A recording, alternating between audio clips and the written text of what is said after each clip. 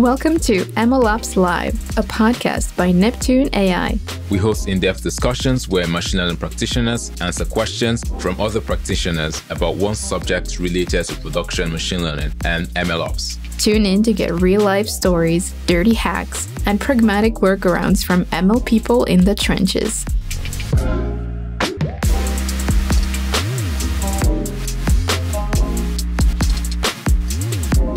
Hello, everyone, and welcome to MLOps Live.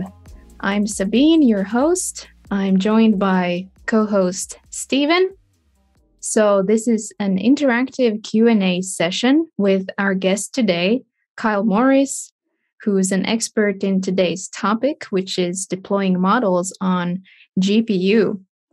So, Kyle, to warm you up a little bit, how would you explain kind of deploying models on GPU in 1 minute? Yeah, good question. I would say it feels similar to deploying a website in the early 2000s. So when I started my career, like there was no infrastructure to do it.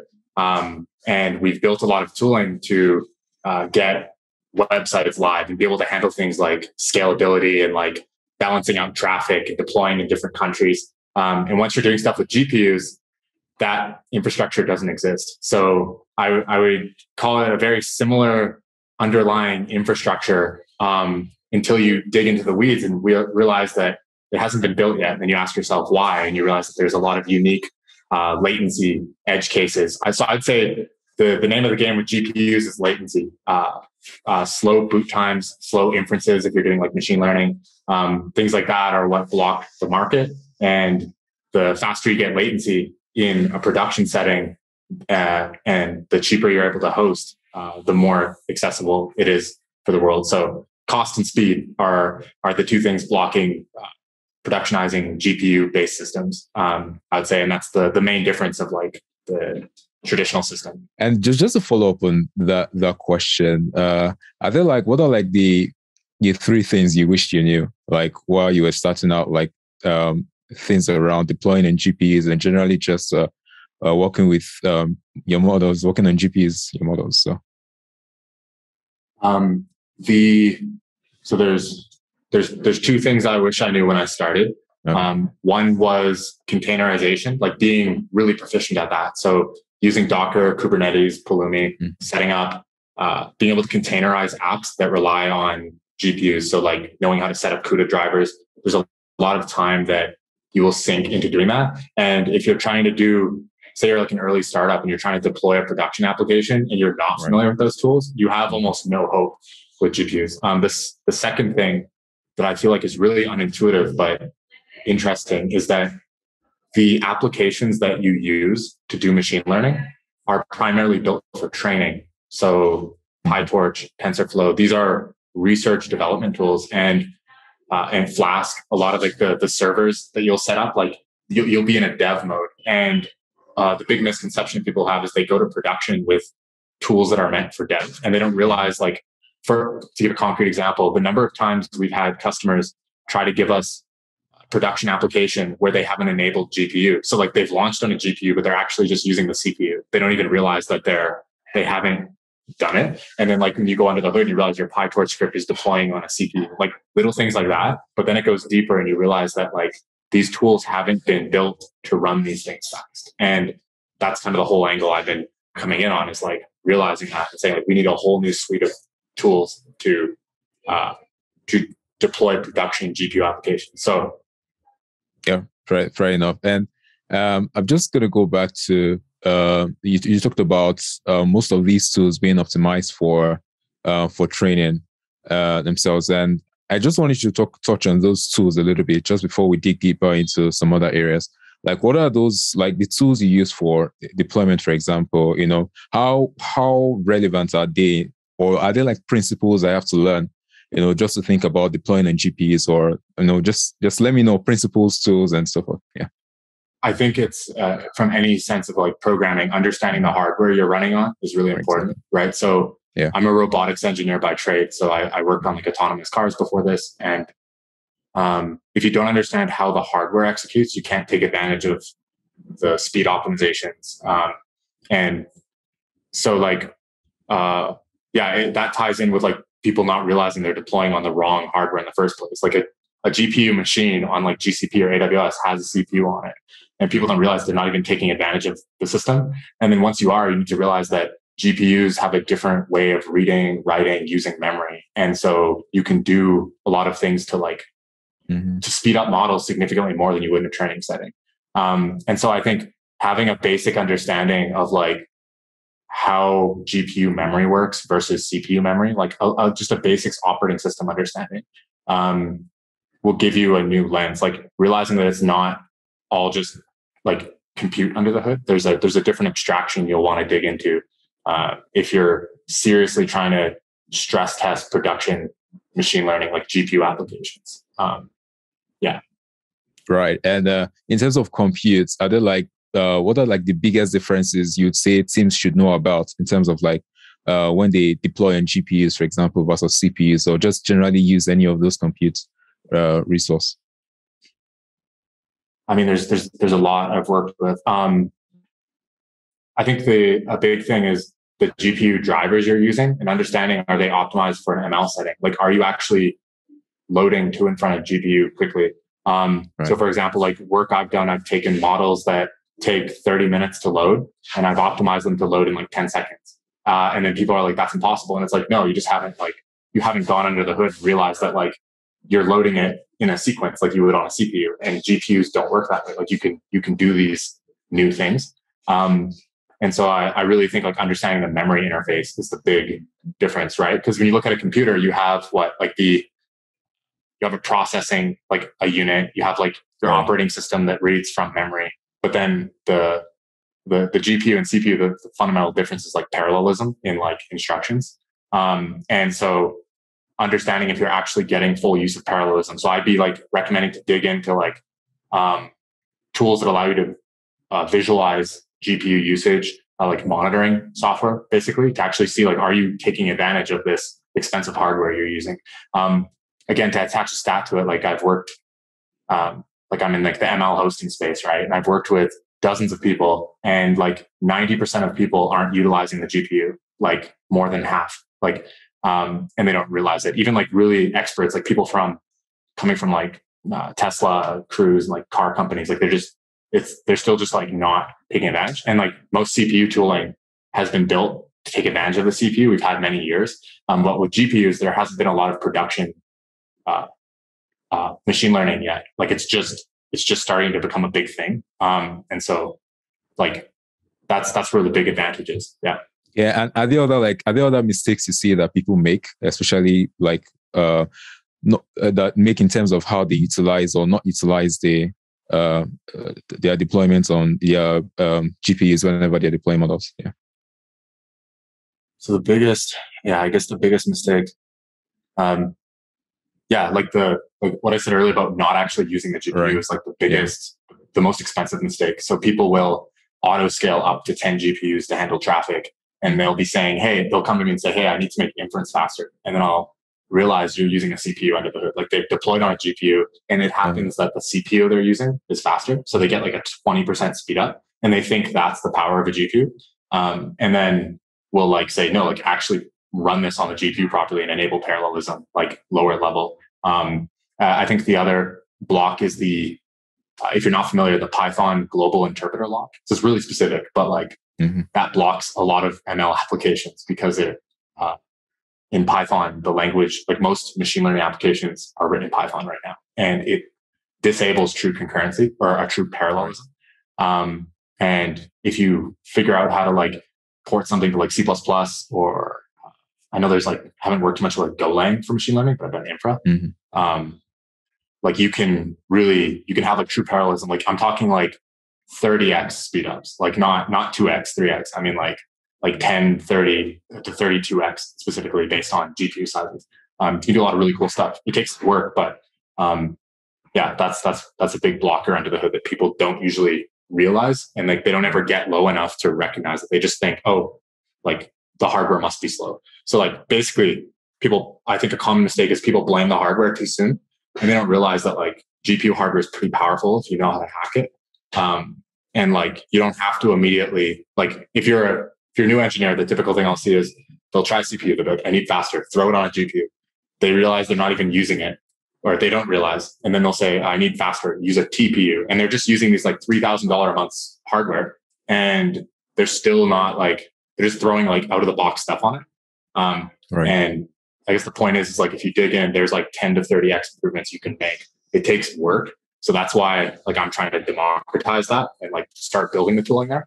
That's kind of my focal point, is like making it so others don't have to. But yeah, if you're like way ahead, like on the frontier, like say you're working at a big ML company and like there's nothing available, that's where you can create a lot of value. And I'll love us to deep a little bit just before we go into the community for questions. I'd love to dig a little bit about into the optimization side of things. You know, the main goal of using GPU, of course, for any team is like to run the inference speed, ensure that they speed up inference speed at least as well. You know, but what are the first things you would do, especially when considering the fact that you want to optimize whatever deployment you're doing, whether it's from the software side or the hardware side, for just ensuring that you have good inference speed? What are like the first things you would consider when thinking about the problem in this sense? First thing is understanding what hardware you're running on. What are the fundamental limitations of that hardware? Then two, understand how much of it you're using. So know how to use debuggers. For CPU, for most code, like if you're doing Python, you can do step-through debugging. Once you get down to CUDA, there's kind of this level where like a lot of people just stop like looking under the hood. They say, oh, that's CUDA. Like, it's not my thing. Maybe this community, it's a bit different, but like, give yourself like a weekend to just be like, I'm going to be a GPU engineer and like dive into CUDA. Don't attach it to like an outcome. Just like force yourself to like get in the weeds a little, learn like, how does CUDA allocate memory? Be able to profile it using like, even like the most basic like command line tools, like it's NVIDIA SMI or like, but then be able to understand like, how do you do the equivalent of step-through debugging on a GPU and see like how much memory is being used. So like a good first step is just like, what's my, like, say you're running an ML inference, you've got like here's a really common way that like basically if I gave this to everyone and was like, go try this, like half of you will probably find a way you can better use your GPU. And this thing would be run your application, say it's like an ML server, and look at like how much GPU like memory is there. And then just think to yourself, like, am I using the full GPU in the first place? And then realize that you can parallel load things. Like that's a huge advantage. And then you'll start realizing that there's like a lot of the infrastructure is blocking on like memory virtualization. So like it's hard to do that. Like there's again, like these are like deep technical problems. So I'm not saying these are like easy quick wins, but if you're really trying to push big changes on these systems, like that's where you'd start. Like just understanding like, am I using all of this GPU capacity, or is there more available? And then you can start doing batching, right? Like batch inferences. So you can adjust your model. Like hopefully it's okay. I'm using very ML centric. I assume that's kind of the audience. But if you're doing like ML workloads, you can start batch processing inputs. And then you can say so far I've had models where like it takes 3 gigabytes of RAM. I start batch processing and doing basically inferences in parallel. And now I'm using like 12 gigabytes of RAM. So it's still one GPU, except I'm doing higher throughput. And that means 4x lower cost for inference. So stuff like that. That all starts from understanding how to debug what you're doing, like how to actually open it up and see what's going on. And then just ask questions. And the better you can debug, the better tooling you have for debugging, the quicker these obvious things will jump up. Like you'll just, like people are smart. You'll see what's wrong. But if you don't have a debugging tool, everything's just a black box, and the GPU is just this kind of amorphous box that does things with numbers, and like you just won't be able to take advantage of like the performance it can offer. Right. And we're going to come into like come back to the understanding and tooling a bit later on. But I think we have a couple of questions from the community. Yeah, so Kyle, you definitely touched upon this already. Piotr in chat also notes that before ML frameworks like TensorFlow, you had to go like really low level and code in a native CUDA, and it was harder, took way more time to develop, but you had a lot of control and ability to optimize your code. So he wants to know, with the current frameworks, what can you really do to make the inference faster? What are typical bottlenecks and what can you do with them? I can speak that you definitely can, like as in, right, like I'm I do stuff with like, I'm working on a project called banana.dev, basically trying to do optimized ML for production. And like one example is we went in and made GPTJ, like a really big transformer model, load almost 100 times faster, purely by opening up libraries, hacking stuff under the hood, just starting to ask simple questions about like, how are we allocating memory? How are we, like, is this the best we can do? And like, what is this operating system allowing us to do?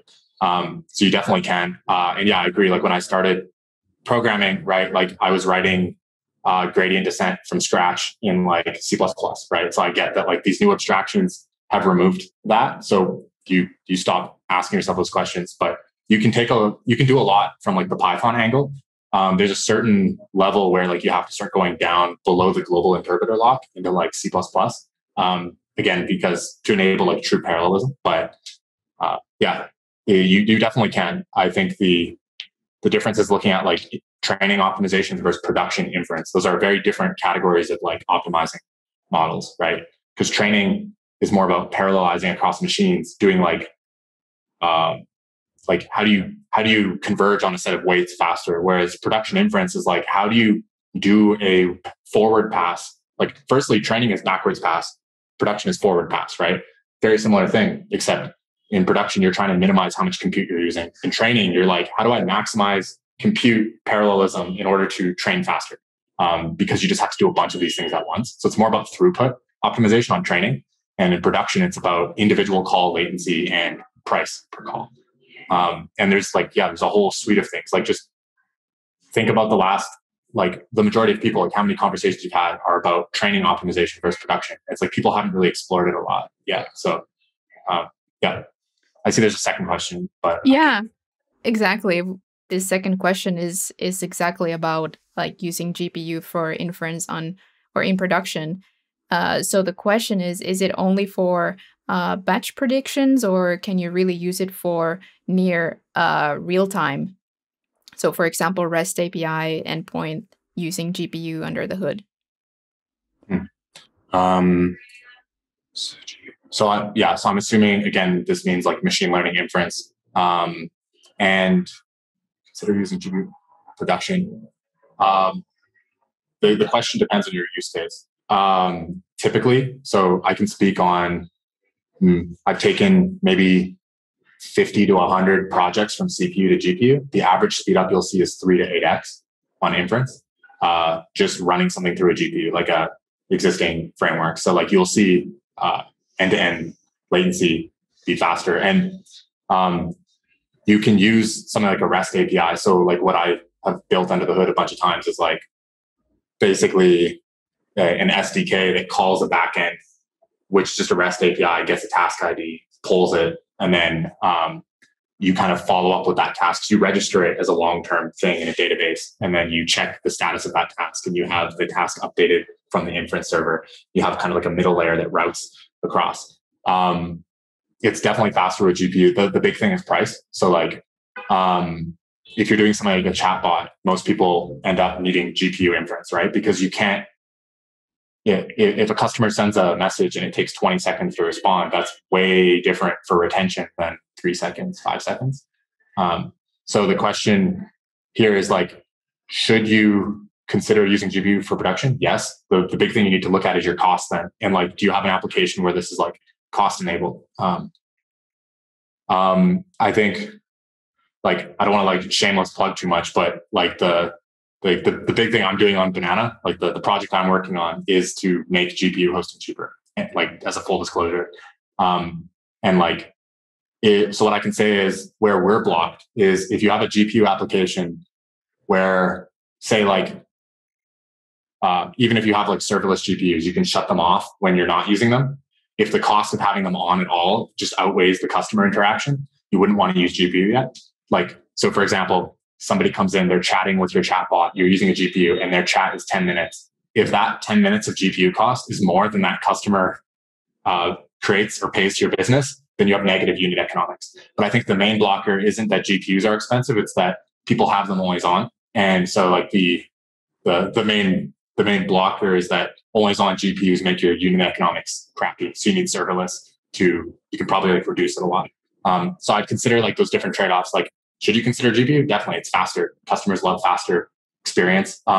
Maybe you can give an edge case where you might not want to use GPU.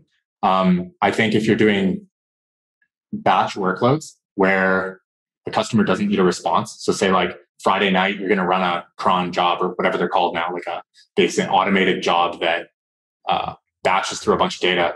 CPUs can be significantly cheaper. So like that might be a good option for you. But yeah, like once speed's a factor, GPUs should be like a consideration for ML for sure. Yeah, I'll just follow up to that question. We had a question from a community member, somebody who submitted earlier, and he painted a scenario. He said they have a work use case they moved their batch inference where they were essentially leveraging GPU for inference to more real time, like to a real time workflow or workload. Sorry, because that had like the business benefits we're looking for.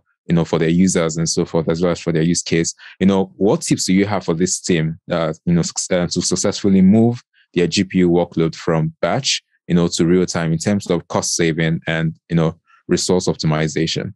So this particular team used to run like their GPU inference through their batch workflow, and now they are moving to a more real time workflow because that's how the business has moved, and then that's what serves their users a lot better.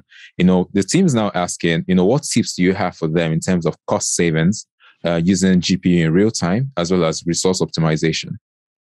I mean, that's what we've been saying so far, but maybe there's something more specific. Yeah.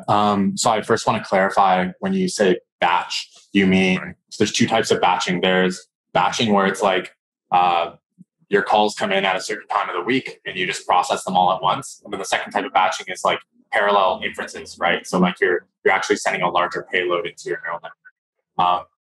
I'm assuming this means the latter, which is you're processing multiple inferences at once through a network. Like you're sending in a larger payload. And then the question is like, how do you, if you want to spread it out to like individual calls, you don't need to do this huge clunky call. How do you make it near real time? That's my understanding of the question. So the main thing I'd want to consider if you want to speed up is like rewriting kernels for your use case. So thinking of like underlying like the main operation that a GPU does is like a kernel multiplication, right, for a neural network. A lot of the time I've found is like, again, there's this misconception that like the tools you use are just perfectly optimized. And once you're in production inference, you need to like challenge that assumption a lot more. You need to realize that when you go underneath, like, for example, like I've gone into like state-of-the-art libraries, looked at the kernels their GPUs are using, saying like, hey, there's a better way to do matrix multiplication here. And then sped it up the inference like 2 to 3x. So I'd say that's like the immediate best way. Yeah, it's like basically if you're trying to do single call speed, kernel like multiplication is the best way to go, or experimenting with hardware that has like a faster clock cycle, like anything like that. Because if you're not doing batch, then those are kind of your options. Even a TPU is worth like considering if you're willing to go down the JAX path and start doing like just-in-time compilation and like again, like looking at the hardware you're using. But I think kernel rewriting would be the lowest hanging fruit, like if you want a 2x speed up. So, and that may enable real time for you, may not, but. Awesome. Sabine? So yeah, we do have a question about these use cases for GPUs. So where do you see the best use cases? Obviously ML training and inference, especially in neural nets, but is there also a benefit for some data processing workflows or things like that? Joshua is asking. So to restate, basically, other than machine learning inference, what are the best use cases? In my opinion, again, like I don't know the ground truth. I would love for you to go discover like what you think is the best, because there's a lot to learn. What I've seen is video processing is the next best. As in like customers of banana.dev, like that's where they come to us. They're doing video processing, and they're not using machine learning. They're just trying to do basically, I can't give too much detail, but like basically processing large videos and doing stuff like searching. There's not neural networks. It's just traditional processing. But on a GPU, you can do that really well because you can start batching frames. So you can do it like 10, 30 times faster than a CPU. Trying to think what else. robotics perception. I mean, that's what I worked on before when I was at Cruise. So like processing a scene, again, a lot of it ends up being machine learning under the hood. It just like so happens. But like basically processing complex, like rich scenes fast is like a GPU thing. Video is that. That ends up being like robotics perception, right? Because if you're building an autonomous car, you're constantly snapshotting the world. You're basically creating a video. But you could also have a video of different frames, like point clouds and like different data types. Anything like that, where you need like a high frame rate that is like non ML, like right, like ML being like predicting the output of something, like doing an inference, where I mean just like batch processing things, like searching, like traditional methods. Those would be like the main things I've seen in practice. Yeah. Cool. And we have some questions about inference. Gagan wants to know how well do inference servers like TF-Serve, ONNX runtime, etc. help us with Q2, that is wrapping a REST API around a huge model like Hugging Face transformers, for example? So to clarify, this is like how much do these tools help as opposed to just doing that, or just like in addition to, like if you want to serve a model, basically, how much do these tools help? That's my understanding. Yeah. Yeah. I think the area they help a lot is if you're in an ecosystem where like you're trying to quickly deploy an open source model, like it's part of a big repository that already has all this serving infra set up. You can do it really fast. So like as a shout out, like I use a tool called Z. It's not mine. It's just like a cool thing out there. It basically lets you like take these repos, quickly deploy them. So like I think like TF-Serve, a lot of these types of they're familiar with other deployment software. So like there's a standard interface and it's easier to set it up. Whereas if you're doing like a bare bones like Flask app, you have to think under the hood of like, okay, can this handle load balancing? Can this like things like that? So there's help there. I think I'm kind of biased because I've gotten into the weeds enough. I've used stuff like Triton, where now I'm starting to like, at least at Banana, we're building out our own stuff under the hood, right? Because we're hitting the natural bottlenecks. So I think maybe how I'd phrase it is like, if you're new to deploying infra or production ML, I think it can be really helpful. Like and then if you're trying to like really hack stuff to be faster than anywhere else on the market, you're trying to like go where no one else has gone. You can pick these tools, but ultimately you're going to end up beneath them all. And they're all just like Python, C++ under the hood. Anyway, it's all just like bits running on a GPU at that point. And eventually you start realizing that all these frameworks are just little abstractions, and you lose the ability to see them as like tools in the same way. But so basically as a starter, I would start with them. Yeah. Until like, and in general, I'd be like, if there's a tool that solves your problem, use the tool instead of building it out. But you'll probably have to go under the hood eventually if you have any sort of like real scalability needs. And you eventually even have to build out the hardware at the companies I've been at. Right. So just in case there was anything to add on these inference frameworks in general, we have Ricardo, who is interested in knowing about your opinion on these, like, for example, Ray Serve, Torch Serve, KF Serving, and the one you mentioned, NVIDIA Triton Inference Server. Like, are they useful? Do they just add unnecessary complexity? Are there any of them that are starting to shine over the others? Anything to add there? Yeah. I haven't used all of these, to be honest. I haven't used Ray Serve. I've used Torch Serve, KF, NVIDIA, so I can speak on those. I personally I'm a fan of Triton. I think in a production setting, I've seen Triton go pretty far, as in I've seen it scale to like teams of hundreds and like pretty large production workloads. And I think one thing that helps with tools like that is like if it's in the NVIDIA ecosystem, you have GPU compatibility built in. They've done some of the under the hood of like kernel optimization. Like they're working on it, so it's getting better. So I think that would be my default go-to if you want like the best GPU compatibility, right? Torch Serve haven't used in a while, honestly. So I can speak on it based on where I've gravitated to. I don't feel like I have a global enough view to have like a hard opinion on like what's better, but I would say Triton is a pretty good place to start, like for an inference server. And like Also, I think a big thing is like not just the inference server, but the infrastructure that it's deployed on, like is the big thing. So like, cool, you have like maybe a bare bones Flask app or like a Sanic app or something that basically exposes a port. You're able to take a post request and do an inference. That's an inference server. I think what becomes a bigger thing is like, where are you deploying this? Is this just running on an EC2 instance without auto restart? Is this in Docker? Is it on Kubernetes? Are you are you doing cloud agnostic deployment? Like that's where the reliability comes in more than the individual server. So I'd almost zoom out and say like, if you hyper fixate on these individual servers and you're not getting a win out of them, then it might be unnecessary complexity.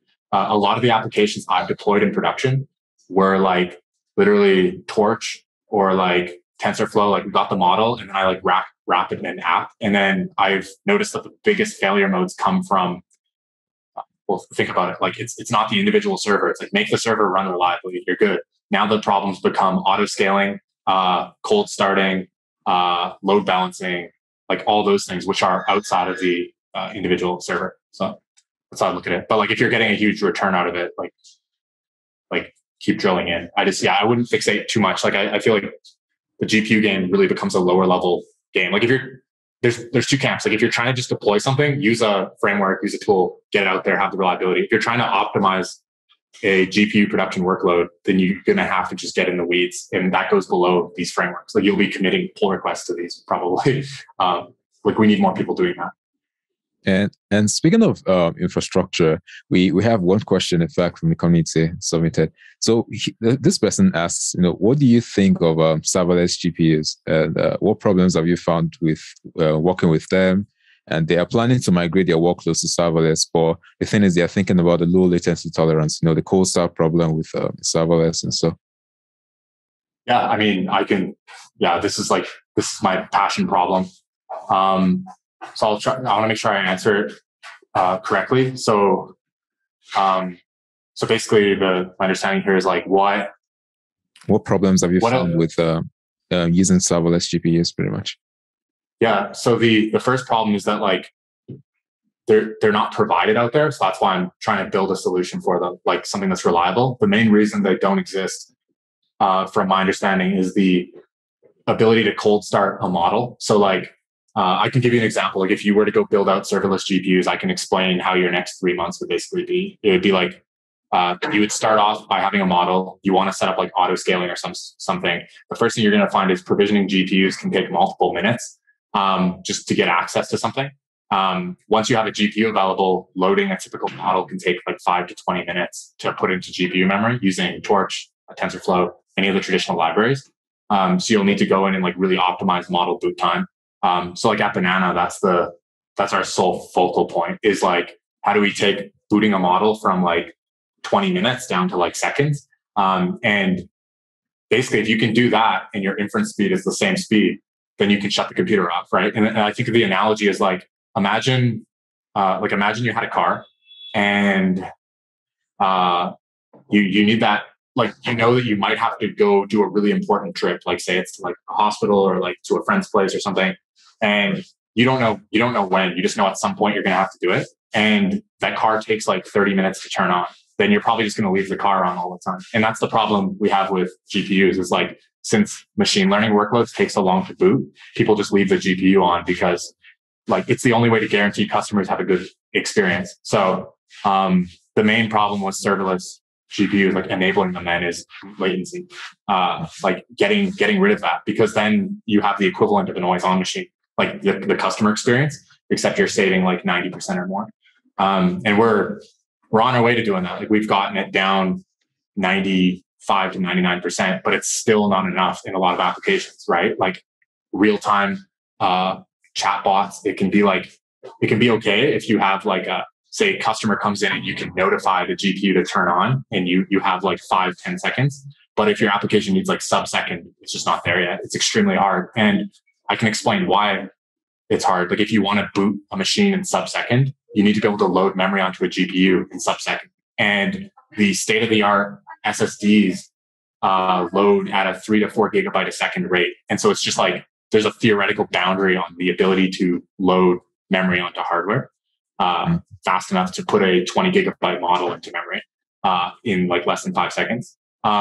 We're trying to look at ways around it. Like, so there's that constraint. There might be like, we're experimenting with like sharded loading. So like loading across multiple GPUs at once and then doing sharded inference. So that way each GPU only has to load 1 second worth. And so like spreading out layers of a network, basically. That's like basically the problem we're trying to solve. Yeah. Awesome. Does that give some clarity? Yeah, that does. All right, we can take some questions from chat. So we have one from Andres. Do you have a take on cryptocurrency mining in the cloud? Would it be feasible to deploy a cryptocurrency mining grid on the cloud and adapt the GPU load based on the complexity of the hashing algorithm? Okay, I'm not like a crypto expert. I was in the scene early on, but then I dipped out. I've been doing ML for the last decade. I can give a little bit of context though, is you could, typically what I've seen is like mining ends up not having the biggest ROI. Like the exception is if you're doing kind of the same model as Uber, which is like you have an unused car and so you rent it out. If you have an unused GPU and you do that for mining, that could be cool. So I think one use case that'd be really interesting, which I would love, I'd be a customer if anyone here builds this, is find people who have GPUs that they forgot to turn off in the cloud. And in the past, and if you forget to turn the GPU off, mine something with it. So like make use of it. That's an example. But if you just deploy them, like I think it's feasible. Like I haven't drilled in enough to understand like looking at hash rate and like what's your ROI. But I've tried the mining scene, and like typically you end up like you make something, but it has to be like a really deep focus. If you're wanting to do it technically with something like Banana, you could deploy a Bitcoin miner. I don't know what cloud providers think about it, so I'd have to check the terms of service. But yeah, you can do it in the same way as machine learning. Yeah. And then we have more of a model maintenance question from Piotr. So let's assume that we have a model in production that is retrained manually by data scientists, potentially a change of network architecture, extra features, stuff like that, every 3 months. Does it mean that the production code has to be rewritten by, for example, ML engineers manually to be optimized for GPU with each update? Okay, yeah, that's a really good question. So basically saying like, is it just the weights that are changing, or is there like other things, right? Because ML models have different components. There's the code and the weights. Basically, if you think about it, you just have this network defined in some language, then you have a bunch of weights loaded onto the network. Typically, if the weights change, you don't have to change the underlying code. So weights are the thing that are most frequent. Like if you fine tune a model, you don't have to change the underlying code, and therefore you don't have to re-optimize. The second thing is, even if the weights or like the architecture changes, typically you'll want to write abstractions that capture a broad set of neural nets. Like you don't want to hard code your optimizations to be for one net. That's not usually how it works. Like for example, if you're doing something like Keras, that's a really high level abstraction. They have like what Keras sequential. They have some like layers API. If you're like optimizing that, you want it to make sure that any sort of layers passed in with that API are compiled down into like optimized GPU code, or interpreted, whatever, depending on what you're using. And so typically you don't have to change it a lot. I'm trying to think of an exception to that because I think that would be more valuable than just saying you don't have to. I think an exception is if you're doing, so right at Banana, we do a lot of like stuff with booting machines fast. One cool edge case is like if you keep changing the weights or you have many different weights, you need to think of like how to store and load those quickly. So it's like storage becomes like an actual bottleneck. Like just like that becomes a thing where more of your problems come from, is like, where do I put all these optimized weights? How do I track like what needs to go into the model and then cache it, make that process fast? That's where the most time will be spent. Not usually your code though. Yeah. Thanks. We have another question from Marcelo. As you were saying, there seems to be a contraposition between having low latency when doing inference and reducing costs. If you want to be able to do inference fast enough, memory has to be loaded on memory, and there's paying for its costs all the time, even when not used. Is there a workaround to this? Basically something that gives both uh, GPU low latency and charges by its use? I think it depends on the end customer experience. So I'm assuming everyone's building for customers here. Maybe that's an incorrect assumption, but somebody's consuming the output of your model. That's my assumption.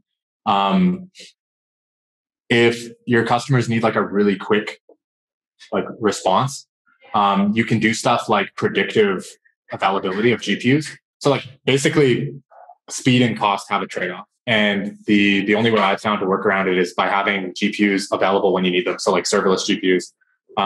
But then there's two camps. Like serverless GPUs still take a few seconds to boot up. So if that's okay for your application, I would just use serverless GPUs. Like personally, like that's the main way to get a 10x saving. If your application needs like real-time response and it's completely unpredictable when it's coming up, that's like an unsolved problem still, where you just basically have to make inference faster without the cost going higher. So again, kernels are a thing. Going down the ASIC path, so like creating a custom circuit that like performs operations on like a hard-coded network architecture. That's another. That's definitely another angle. But I think a simple one would be like really trying to do predictive traffic. And so saying like, say your application needs to respond quick and you have 5 GPUs that are always on. Can you find a way to have just one always running and then have the other for auto scale when they're needed? So then like you can handle 99% of traffic spikes, except you're not paying for 5 always on machines. Like that's where you'll save the most. And without, so I guess I'm rephrasing to like, how do you save money without sacrificing latency? That would be the best way I've thought so far. And then if you want to just, the other way is just like really deep R&D, like solving these hardware energy bottlenecks, and like, which is a thing. Like at Cruise, I know we're getting into this, like going really, really low level below, like into the hardware. So most teams probably don't do that. So yeah, if anyone here is like interested in like serverless GPUs, obviously I don't know how to get in contact, but like DM me. That's the thing I'm trying to do. Would love to help better. Cool. We have a bit of an on-prem versus cloud question from Shrikant. How do you look at on-premises GPU cluster managed by NVIDIA AI Enterprise software suite in combination with Red Hat OpenShift or VMware Tanzu over something like AWS Stack or Azure Stack for the same GPU cluster managed by EKS, for example?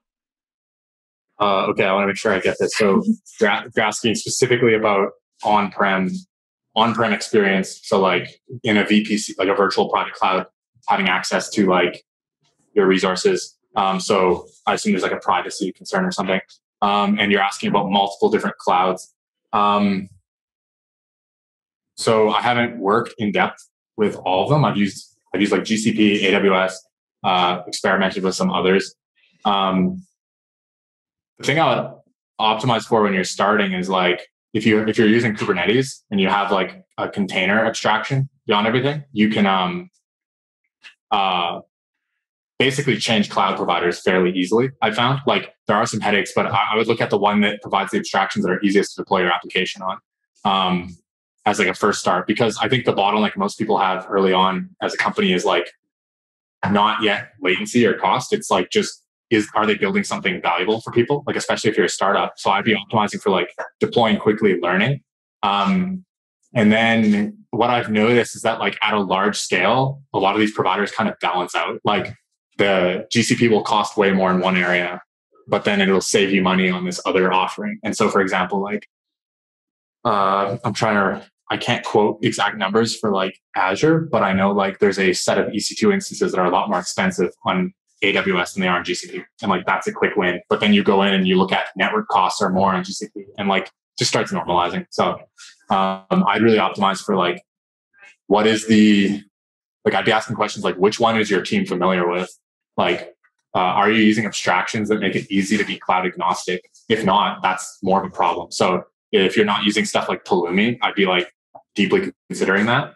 With Pulumi, it's like one of my favorite tools I found in the last like year, because basically you can just like deploy on AWS GCP using the same Python code. You don't have to go into the console. And then that'll reduce a lot of these decision variables. So it's kind of like focusing on the decision that saves you most time globally is like, how do you make your code cloud agnostic? And then just like kind of pick, like then the decision is high stakes, right? Because really what you're asking is like, oh, all these providers vendor lock me. And so I have to make this big decision because I know it's hard to switch. And so if you remove that assumption, you make it easy to switch. You can get the best of both worlds. You can even do multi-cloud deployment. So you could say like, for a high GPU workload, use GCP, which I think would be a good option in my recommendation. Not sure about Azure. And then if you're doing something like high network bandwidth or like privacy centric, AWS has a lot of good offerings, like EKS. Yeah. And we've spoken a lot about tools today.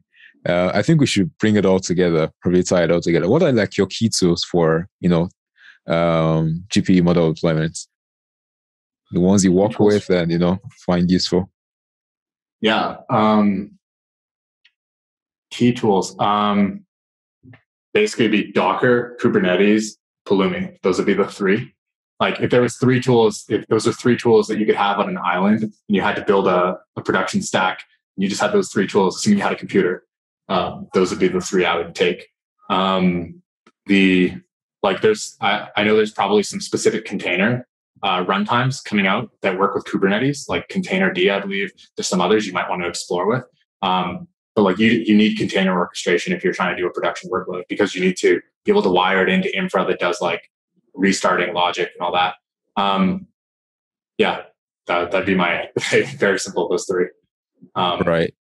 And just before we go into the community, of course, one thing we've been saying a lot is cost savings, especially in terms of GPUs. And, one of the key barriers to using GPUs, of course, the prices. You don't want to wake up one day and, you're having thousands of dollars because you simply left an EC2 instance on with your GPUs and everything. So what are your top tips for like saving costs? We talked about serverless, which is like, one thing, but are there other things I could do to save costs with, with playing around with GPUs or deploying models in GPUs? Yeah.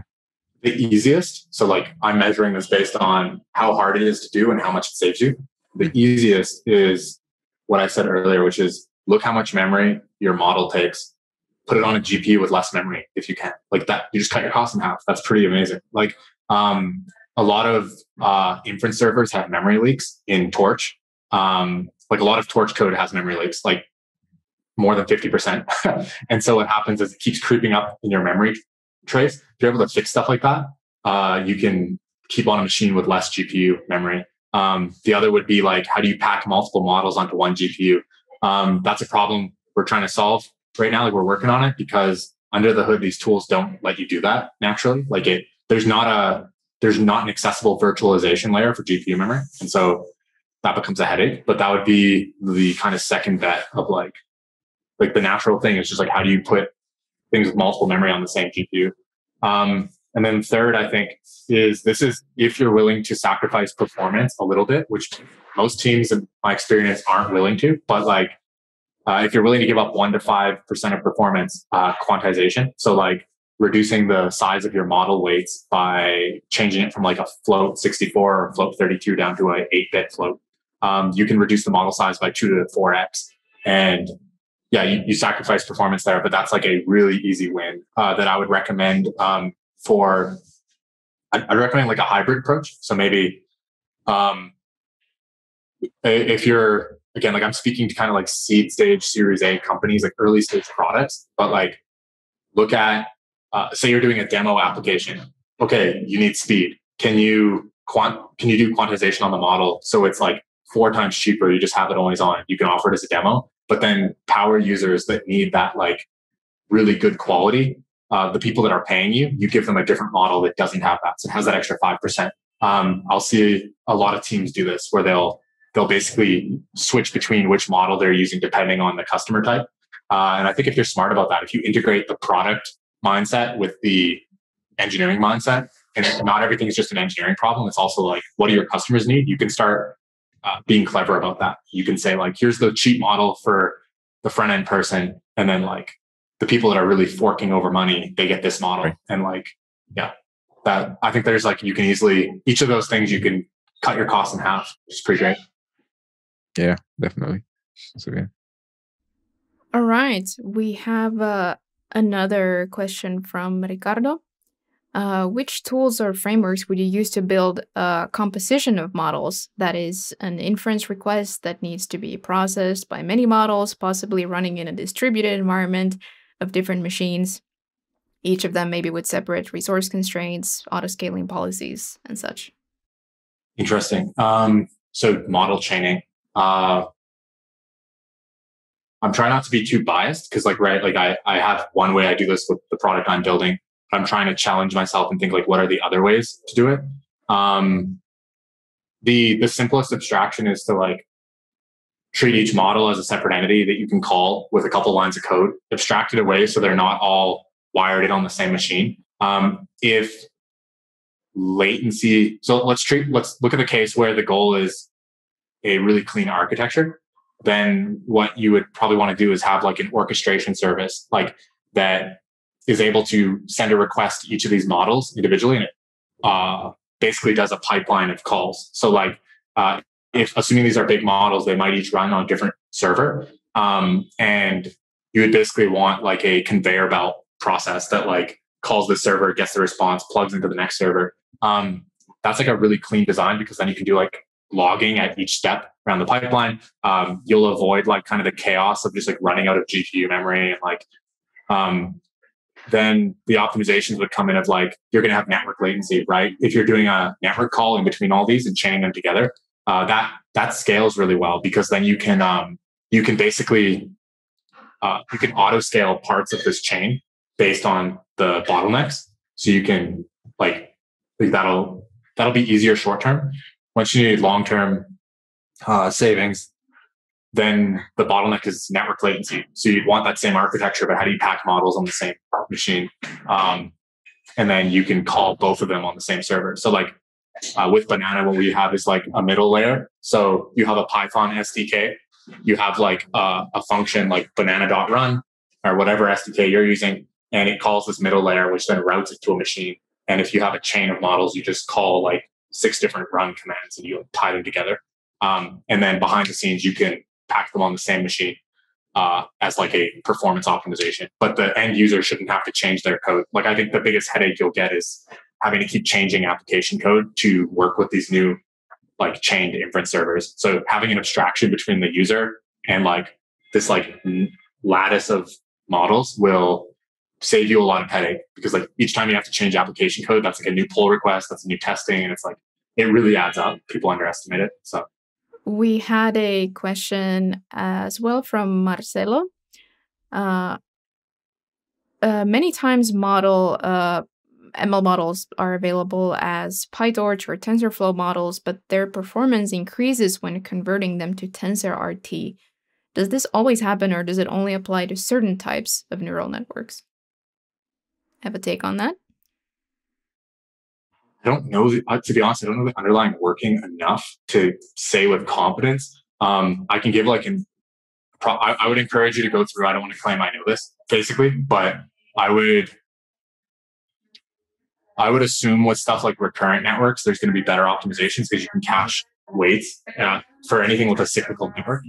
But yeah, I really wouldn't know enough. Like I haven't worked with like the underlying of these tools enough. I would just be speculating, and I don't want to waste anyone's time with like a total guess. I'd rather answer if I know. That's all right. We did have a follow-up to the question before. Any orchestration framework you would recommend for real-time inference? Related to the question, I want to make sure I understand which is the question above. Because I see there's a question about numerical instability, and then yeah, there was something about frameworks to use for a compositions of models, basically.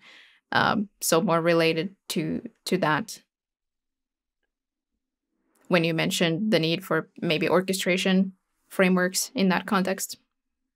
Yeah, so I think, I mean, I'll obviously plug Banana because I think that's one of the things we're trying to solve. You'd have always-on machines, but like we're working on a self-service tool. So like trying to make it so you just upload your model and then get back a ability to call it, and it would be real time in the sense that it's on a GPU, it's always on. It would cost more. So if you're doing serverless, you'd have you basically get extra latency there. I'd want to follow up. There's some other tools I've seen. Again, I would recommend like Z if you're trying to plug together a bunch of inference servers. Like I find that tool is really helpful. It's cloud agnostic. You can just kind of click on a repo, deploy it, and then chain them together. The real-time nature is more about what hardware you're running on and like, does it support your use case? It's not really a framework level thing, in my opinion. It's kind of like real-time inference is something that you have when your inference is fast enough that it's like 32 frames a second or whatever. You could do that on many different frameworks. Like frameworks, like how you wire it in. Real time is the speed of your inference, which are two separate problems. Cool. Yeah, and I think we have time for one more question, which was from Piotr in chat. Have you ever experienced any numerical stability problems when you downsize the model by reducing floating precision? It's a complicated one. So I want to make sure I understand the question. By numerical instability, do you mean like exploding gradient? Like basically you change the weights and then suddenly the output just becomes garbage because of a propagating calculation through like changed weights. I want to make, you'll get this. You'll have this as an asymptotic behavior relative to the precision loss. So what I'll notice will happen is you go from 64-bit floats to 32. There's like almost no instability. 32 to 16 tends to be okay. 16 to 8, you'll start seeing it potentially. And then like 8 less, it just like quickly drops off and becomes garbage. And I don't know all the math behind it.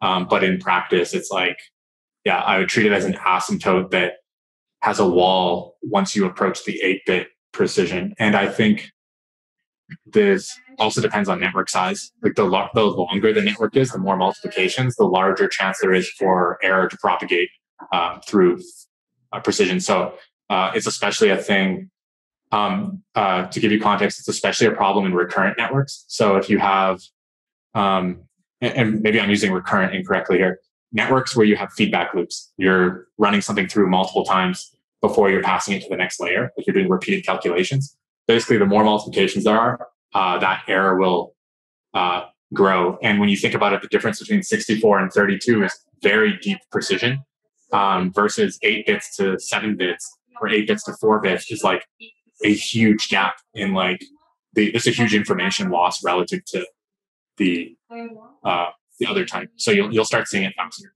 But it's very ad hoc. Apologize. I'm sure there's like papers that show the actual asymptotic downs on this. I remember seeing some, but I don't think I have a deep enough math understanding or the numbers in my head to let you know exactly when it happens. I know we're running out of time, but I just have one final question to wrap this all up, to tie everything down. So I come to you, I'm trying to optimize, my GPU model for like inference. I come to you. Can you walk me through the process you would take me through from, just having my model to being able to run real-time inference on GPUs and everything? Yeah. So we've got 2 paths, right? So we have self-service, which we're in really early MVP right now. You can try it out. I could follow up with like a Git repo. Basically, you follow some instructions, and then you can upload your model to our servers. You'll get back 2 lines of code that you can call it. So you get like an API and a model key. And that'll give you like serverless GPUs. The second type will help you. So we would like with people that don't want to go through the headache of like figuring that stuff out. We can set up like a Slack channel and our team will literally work with you. We're still early on. So we want to have that hands-on experience of like understanding individual customer pain points. But yeah, I can, if there's a way to share a link after, it's just like Banana ML on GitHub. We have a repo available. It's fully automated pipeline.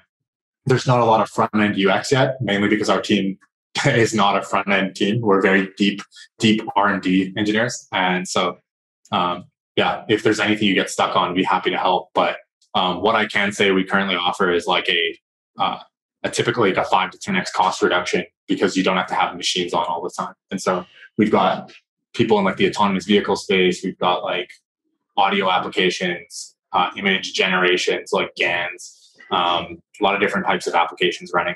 Awesome. Would love to hear about what you're working on. So is there a way for people to like reach out? I don't know.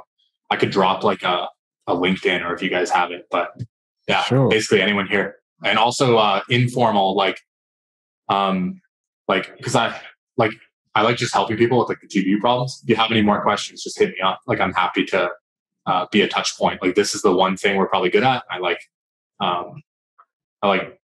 using that to help the industry. I think it's very behind in terms of like production ML right now, and so could probably save you a few weeks or even months just with a couple tidbits of advice if it wasn't communicated in this conversation yet. Excellent. So LinkedIn would be the place to connect with you. Is that right? And also through Banana and Slack. Yeah, you can do. I think I have to like double check what my LinkedIn is, but I could drop it in here. I think Twitter, Kyle J. Morris. You can share it however you want. It is indeed time to wrap it up. So thank you so much, Kyle, for being with us here. It was wonderful to have you.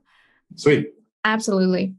And you can, of course, also submit your questions for next time, especially if you cannot make it to the live event. We will be back in 2 weeks, and our guest that time will be Federico Bianchi, and the topic will be testing recommender systems. So see you guys on socials and in Slack. Thanks again very much to Kyle and everyone else who participated and asked your questions. See you again soon. Talk to you. Take care. Awesome. Bye, Kyle. Bye-bye. Bye, everyone. Thanks all. Yeah. Thanks for the questions. MLOps Live is brought to you by Neptune AI. Remember that you can join us live at the next event and ask your questions. We run it every other Wednesday, and you can register at neptune.ai/events. And then make sure to search for MLOps Live in Apple Podcasts, Spotify, Google Podcasts, and anywhere you get your podcast. Click follow and don't miss any episodes. Thanks, and see you next time.